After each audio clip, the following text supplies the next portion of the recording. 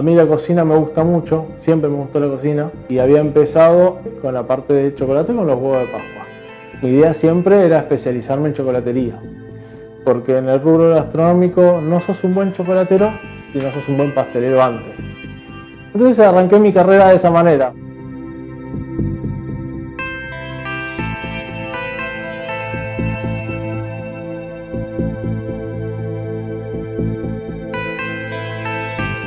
El psicólogo que me venía a ver me dice, mire, don González, ¿por qué no hace algo? ¿Qué puede ser? Bobinado de motores, un curso, o electrodoméstico o algo por el estilo. O si no, hace raquería. Y bueno, hice el curso, me entretengo y bueno, y por lo menos hago unas monedas.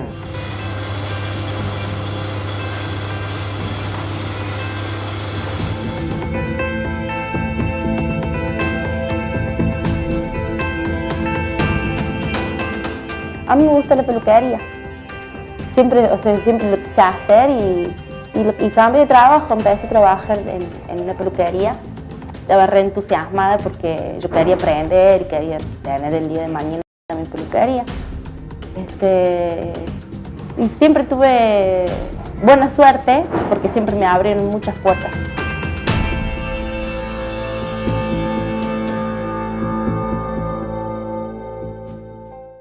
Y arrancábamos el viaje de vuelta a Buenos Aires, el cual lo tomamos muy tranquilo, salíamos de Trelew hacia Buenos Aires, tomamos la decisión para ir para La Pampa, camino con esa, y en la intersección de la 22 y 251 es donde muerdo banquina y tengo el vuelco.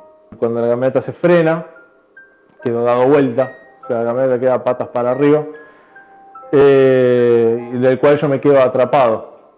Y de repente me encuentro en que mueven la camioneta y me sacan. Lo único que pedía era que necesitaba respirar, lo que no podía hacer era no poder respirar, no puedo respirar, no puedo respirar. Yo era una cabeza, del cuello para abajo no sentía absolutamente nada. Estaba trabajando en la parte de abajo con unas vigas, ya estaban ya apadas, 20 metros de largo, 600 kilos de peso. En la parte del medio había que meterle unos accesorios para que viniera la grúa y lo subiera arriba y los otros atornillaban todo. Un compañero mío de la punta le hacía palanca, cosa que se levantara eso. Puse dos accesorios de eso. Faltaba el último y bueno, cuando me di cuenta se me vino la viga y me apretó. La ambulancia que no llegaba más, me quería levantar, bueno, no podía porque tenía la cadera sacada, las piernas directamente eran una cosa. Bueno, primero fue en moto, yendo a trabajar, iba por acá por Fragueiro y un auto dobló en contramano, justo cuando yo iba cruzando, me agarró de frente. Y el hombre que me chocó, me acuerdo que se bajó, que yo quedé, y lo primero que pensé, yo quedé tirada en el asfalto y lo primero que pensé fue en mi hijo. Yo pensé que moría, o sea, el miedo a morirme, porque fue todo tan rápido que ese era el miedo.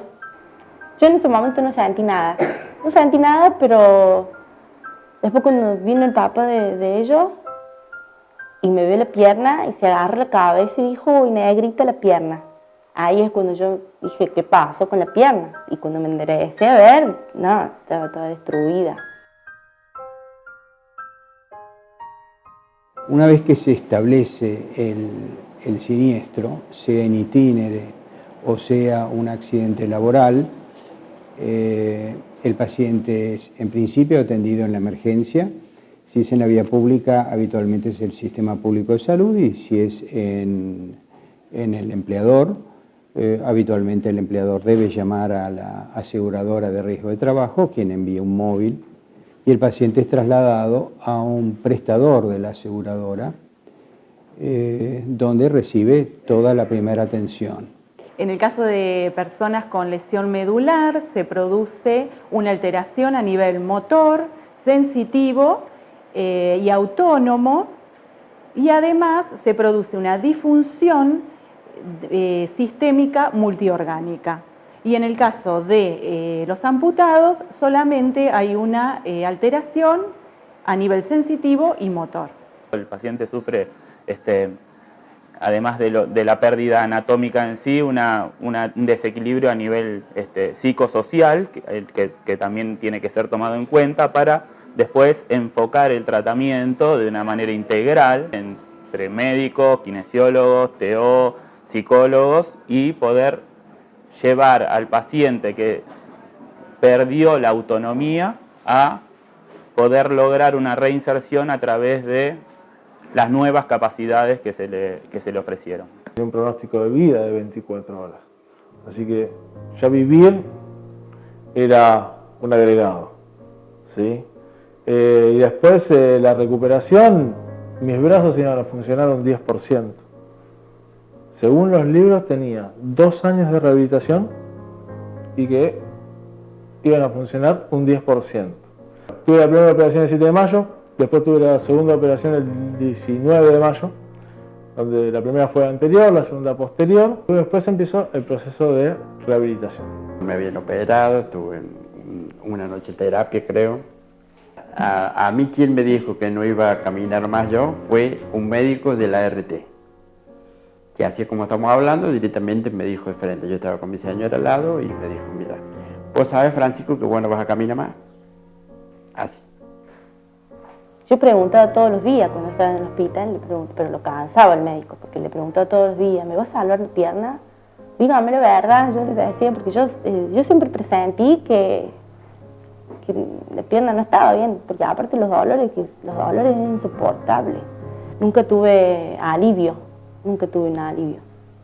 Y cuando me dijeron que me tenían que cortar la pierna, fue horrible. Muy feo. Pero yo sé que hicieron todo lo que, o sea, hasta lo último, todo hicieron para salvarme la pierna. Cuando él cumplí el añito, el 9 de febrero, ese día me amputaron. No tuve tiempo para estar triste, porque tenía que festejar el cumpleaños de él. Y lo festejamos ahí en el hospital. Habitualmente las altas son consensuadas por los distintos especialistas y de la misma manera que son consensuadas los controles posteriores al egreso institucional, es decir, que se arma todo un plan de seguimiento por cada uno de los especialistas. La gran mayoría de ellos ingresan en una etapa siguiente, que sería la etapa de rehabilitación. Muchas de ellas han comenzado ya en el área de internación y continúan, otras se inician luego que ha pasado el periodo postquirúrgico y que esté en condiciones de comenzar con la rehabilitación. Uno de los principales desafíos para el paciente accidentado es poder lograr la aceptación de esta nueva limitación y poder superarse día a día, logrando las destrezas y habilidades para poder obtener un máximo desempeño en las ocupaciones de su vida, digamos, lo que sea el trabajo y las actividades de la vida diaria.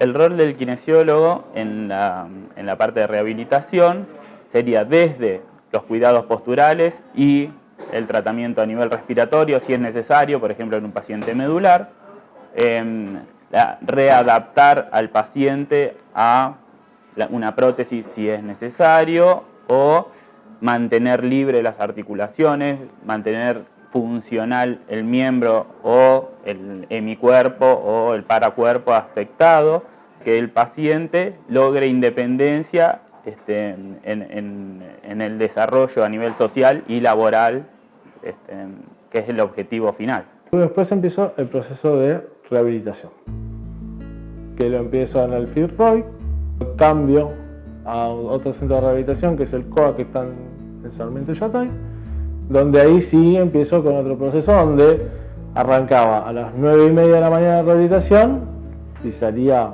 1:30, 2 de la tarde, no es que era un proceso corto.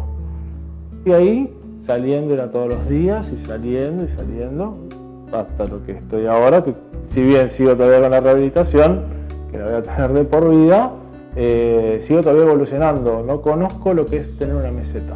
Difícil porque te imaginas de caminar toda mi vida a una silla de ruedas y tenía que salir por mi familia, por mis hijos que eran muy chiquitos. Imagínate que uno tenía 8, y el otro tenía 6,5 y lo más chiquito tenía 8 meses. Así que bueno, tiene que salir sí o sí. A mí me pasó que no me sentía mujer, no me sentía femenina, porque yo tuve que cambiar todo, o sea, de la forma que yo me vestía, no solamente en eso, en muchas cosas, pero en las mujeres es la parte estética de lo que más te afecta. Fui muchos años en rehabilitación, a mí me costó mucho, iba embarazada, que los otros compañeros se reían porque yo iba con la panza así, que era la única que iba, y encima era la única mujer, porque todos los otros eran varones, eran todos hombres, así que yo era la única mujer. Y fue larga la rehabilitación. El proceso de recalificación puede iniciarse durante la rehabilitación, frecuentemente lo hace. No necesariamente tiene que haber finalizado la rehabilitación, sino que cuando el proceso de rehabilitación podríamos decir que está bien avanzado o está en sus etapas finales, suele comenzar la recalificación profesional, que en sí es todo un proceso dinámico, continuo, que busca la reinserción y readaptación del paciente al sistema de trabajo, es decir, que es un sistema que busca que el paciente retorne a trabajar con las mejores chances, tanto él como paciente, y las chances que le puede llegar a dar el empleador. Los pacientes que tienen lesiones muy graves y que van a tener secuelas de por vida, van a necesitar ciertas adecuaciones en los traslados y dentro de sus viviendas. La aseguradora también en estos casos tiene que hacer una evaluación inicial de la vivienda y debe hacer las modificaciones que se han planificado. La recalificación profesional tiene como objetivo reintegrar al trabajador a su vida laboral con sus desventajas profesionales. En el caso de no poder reincorporarse a sus tareas laborales, se va a realizar una orientación profesional para que el trabajador pueda tener otra salida laboral. Se le va a hacer un ofrecimiento de herramientas para que realice un microemprendimiento, ya sea en su hogar o en algún local, o se le va a hacer un ofrecimiento de capacitación. En ambos casos, el trabajador tiene que informar cómo va a llevar a cabo este microemprendimiento, en qué lo va a utilizar y, en el caso de la capacitación, en qué va a aplicar esos conocimientos. Bueno, el terapista ocupacional contribuye en todo el proceso de recalificación profesional realizando cada etapa. La fe de salir siempre, pero también estaba muy consciente de que no podía volver a trabajar de lo que yo trabajaba, de lo que yo había estudiado siempre. O sea, pues mi profesión siempre fue ser electricista. Me dedicaba a la automatización, todo, pero mi profesión era electricista. Y ahora tenía que buscar una alternativa porque hoy por hoy mi movilidad no da para desarmar un enchufe y armarlo de nuevo. Después de que tuve el accidente, mi cabeza estaba en que yo quería volver a hacer chocolate. O sea, era así, tenía que volver a hacer chocolate. Empecé a probar de nuevo con el chocolate, del cual me costó más de 4 horas hacer el primer cuarto kilo de chocolate, que el cual llevé a rehabilitación, se lo repartieron entre los pacientes y empecé a tener pedidos de que empiece a hacer bombones, y del cual me ofrecen o pagarme lo que ya había estudiado o pagarme algo nuevo. Entonces bueno, me ofrecieron esto de chocolate, de pagármelo a ellos, y dije bueno, buenísimo, vamos a hacerlo. Y ahora el 5 de noviembre tengo mi última clase de chocolate para el 18 de noviembre tener mi certificado de chocolatero. Como yo te contaba cuando empecé con el curso de cerrajería, yo estaba depresivo, no quería hacer nada, hasta que bueno, me convenció el psicólogo y mi esposa y pude hacer el curso de cerrajería, que es el que tengo ahora. Toda la maquinaria y un stock de llaves, ¿no es cierto? Ponerle un taladro, lo básico. Yo empecé a hacer el curso, pero nunca lo terminé porque fue también en ese momento que Pero yo empecé trabajando en peluquería, o sea, yo empecé a aprender trabajando directamente. Ellos me hicieron elegir entre las herramientas de trabajo o el curso. Y yo elegí las herramientas. Y ahora estoy trabajando en lo que yo siempre quise hacer, en la peluquería. Y mientras más trabajo hay, es como que a mí más bien me hace. O sea, es como que la peluquería a mí me saca, me ayuda un montón psicológicamente. Está armado todo el sistema como para reinsertarse. Una parte la cumple el sistema, pero el sistema no va a tener resultados si el paciente no desea hacerlo. El primer motor es mi hija. Yo a mi hija le tengo que mostrar de que ante cualquier adversidad se sale. No importa cómo sea, pero se sale. ¿Sí? Así que ese es mi primer motor. Y el resto querer salir. Tengo 34 años. O sea, todavía me falta. Vuelvo a repetir, si me quedé de este lado, por algo es. Entonces, hay que salir y listo. Siempre hay otro que está peor que vos, y es cierto. Y yo lo comprobé un día en el Sanatorio de Allende, un muchacho que movía apenas la cabeza, estaba cuadripléjico. Yo estoy parapléjico. Le doy gracias a Dios, ¿me entendés? La vida, que es lo que yo siempre le pedí a Dios, que me dé vida para ver crecer mis hijos. Bueno, mis hijos ya son grandes. Ahora quiero ver crecer, le pido vida para ver crecer mis nietos. Ya tengo uno. Así. Quédate quieto, eso es lo más fácil. Pero si vos querés hacer algo, tenés que ir por la parte más difícil también, porque aparte de mi mamá, que es la que me ayuda un montón, ellos dos son la fuerza mía. Y mira que después que le tuve a ella, quedé embarazada después. Y cuando la gente me preguntaba cómo estaba, porque todo el barrio se preocupó, y me preguntaba, o le preguntaba a mi papá cómo está la Fabi. Y le decía, y está embarazada, esto de 3 meses. Ah, bueno, entonces está re bien. Y ahí uno, o sea, como que uno se da cuenta de cómo te quiere la gente. Dentro de todas las imperfecciones que tiene el sistema de salud, en este sistema existe esta situación de visión hacia el paciente en su etapa de rehabilitación muy estructurada, con un seguimiento desde la superintendencia, cosa que no sucede por ahí en otros sistemas de salud. Si tuviera que hablar sobre la participación de la superintendencia en la atención de los pacientes, en estos años ha sido francamente positiva.